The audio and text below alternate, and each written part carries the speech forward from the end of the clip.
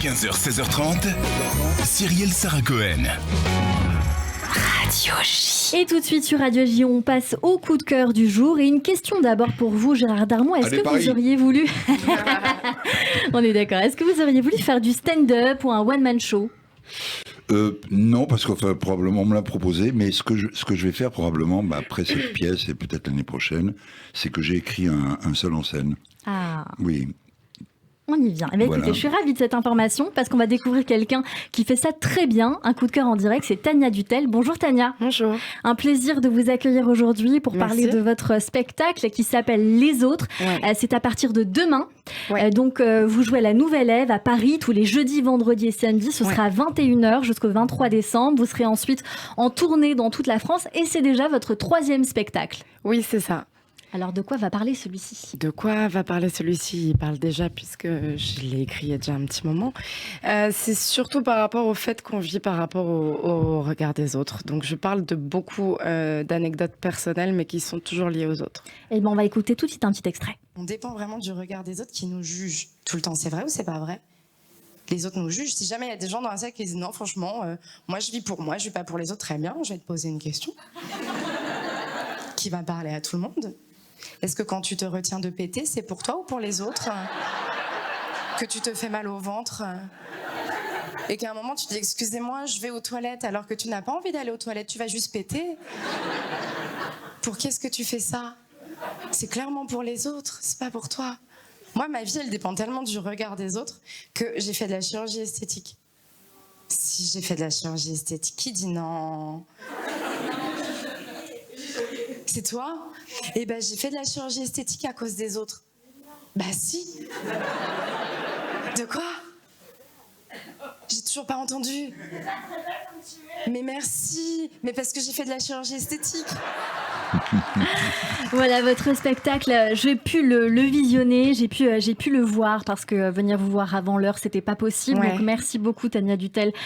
Vous parlez de beaucoup de sujets très importants pour les femmes. C'est un spectacle assez intimiste je crois, interdit aux moins de 16 ans. Déconseillé aux moins de 16 ans pour pas avoir de plainte des parents. C'est ça, c'est ça. Vous parlez de chirurgie esthétique, on vient de l'entendre, de problèmes de poids, la vie de rêve, la vie rêvée même, du regard d'autrui sur le corps, la taille, les mollets, l'orientation sexuelle. Et surtout, je voulais quand même m'arrêter là-dessus avec vous parce que c'est un grand moment dans votre spectacle, plein de courage. On en a parlé avec Gérard Darmon, la force du courage.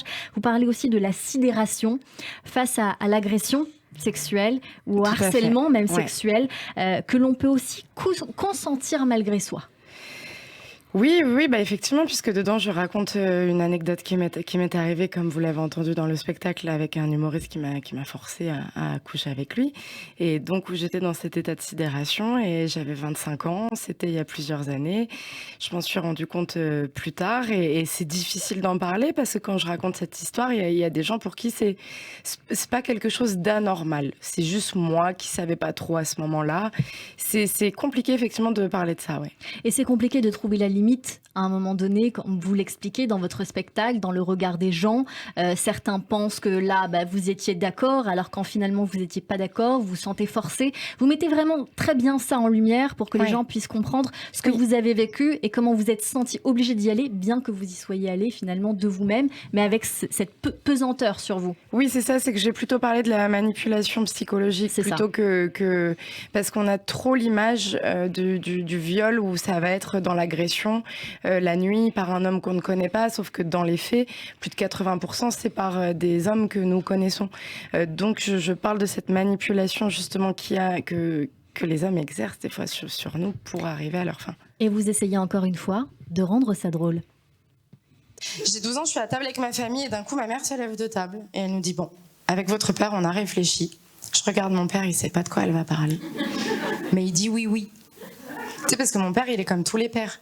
Il sait à l'intonation de la voix de ma mère s'il faut dire oui ou non. Tu veux du pain ? Il dit oui, normal. Tu veux du pain ? Il sait que s'il dit oui, il se le prend dans la gueule. Donc, avec votre père, on a réfléchi et on a décidé que si une de vous, donc ma sœur et moi, pas mes deux frères, si une de vous se faisait violer, ok, à la sortie du tribunal, on allait tuer le violeur. Il y a des gens ici qui ont déjà réfléchi au viol de leur enfant ? et qui ont ensuite élaboré un plan d'attaque. Et moi, je vous confirme, j'ai regardé la tête de mon père, il savait pas de quoi elle allait parler. Hein. Et donc, moi, je me suis retrouvée avec 2 responsabilités sur les épaules. Je dis d'accord, donc peut-être qu'un jour je vais me faire violer, j'y ai pas pensé. Et si ça arrive, mes parents vont finir leur vie en prison. Je vous parle d'une maman qui n'a jamais parlé des règles à ses 2 filles. Jamais. Ça veut dire que ma mère, dans sa tête, elle s'est dit non mais les viols, c'est quand même beaucoup plus fréquent que les règles. Voilà, je trouvais que c'était important de diffuser cet extrait parce qu'on est plus que jamais dans l'actualité. Finalement, j'ai envie de vous dire, Tania Dutel, quand on regarde l'affaire Lola et les conséquences derrière, les réactions, notamment quand on voit Cyril Hanouna qui réagit aussi derrière en disant il faut faire quelque chose, on peut pas laisser ça comme ça, on veut que la justice passe plus vite. Vous soulevez ces questions différemment, mais vous les soulevez aussi en disant qu'est-ce que nous, en tant que parents, on aurait fait. Là, c'est une petite partie sur mes parents parce que c'est effectivement arrivé quand on était à table que ma mère se lève pour nous dire ça. Après, j'en parle plus loin dans mon spectacle de ce qui, moi, m'est arrivé. Je sais pas vraiment quoi répondre. J'essaye surtout de faire prendre conscience aux gens qu'il faut qu'on croie un petit peu plus les femmes quand elles parlent parce que il se passe pas grand-chose et il y a trop de soutien qui est apporté aux gens. Quand il y a l'affaire Harry Habitant l'année dernière, je suis allée voir sur les réseaux et tout le monde lui disait on te croit, et en fait c'est des gens qui l'ont vu dans une série, ils se sont dit il est drôle, on l'aime bien, on le croit, et c'est pas possible en fait de croire quelqu'un juste parce qu'on l'a vu dans une série et qu'on l'a trouvé drôle, c'est pas possible. Est-ce que c'est un spectacle aux allures d'édito, Tania Dutel, parce que je sais aussi que vous officiez sur une autre radio le matin, avec quelques chroniques. C'est une forme d'édito, finalement, où vous donnez une prise de parole, c'est une prise de position, quelque part? Alors, la radio, je suis sur France Inter, j'ai des thèmes imposés, donc c'est pas... je choisis pas... Vous choisissez pas, mais il y a quand même ce côté un petit peu, je donne mon avis? J'essaye de le faire. J'essaye de le faire parce que je trouve que c'est important de donner notre avis, mais en restant dans la bienveillance. Moi, je veux jamais que les gens se sentent attaqués dans ce que je raconte, mais j'essaye effectivement de donner mon avis sur des sujets, oui. En tout cas, votre spectacle, il faut venir le voir, Tania Dutel. On peut le retrouver, alors je le disais tout à l'heure, c'est à la Nouvelle Ève à partir de demain à Paris, tous les jeudis, vendredis, samedis à 21h jusqu'au 23 décembre et en tournée dans toute la France avec des sujets forts, des sujets où on se marre énormément. Le public est avec vous, en tout cas, il vous soutient, on le voit bien. Et on vous souhaite une très très bonne chance dans cette continuité en spectacle. Merci on viendra beaucoup. vous voir, hein, Tour Radio Avec J viendra vous voir. Merci beaucoup d'avoir été avec nous sur notre antenne.